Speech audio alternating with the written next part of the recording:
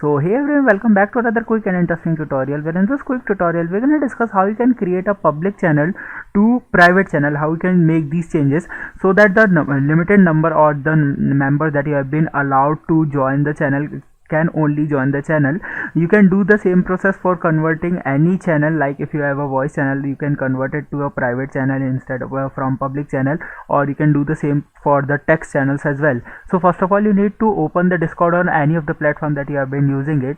When you open it, you're gonna see this is the home page. You all have been familiar with this. Now here on the most left window, you can see all the server that you have been joined in. First of all, select the server of which you want to make these changes. For example, if I select this server, now here on the below of the full name of the server, you're going to see all the text and voice channels. Now here this locking sign represent that these channels are already private. Now for example, if I select any public channel, now you're going to see this is the sample public channel, voice channel. I just simply right click over there. Now you're going to see the edit channel option over there on this small window. You just need to simply click on this edit channel button. Now here on the left window, small window, you're going to see the option of permissions. You just need to simply click their permissions, and here you're going to see the option of converting this channel to private. Just simply enable this option. When you do that, now here only allowed members are going to join in this channel.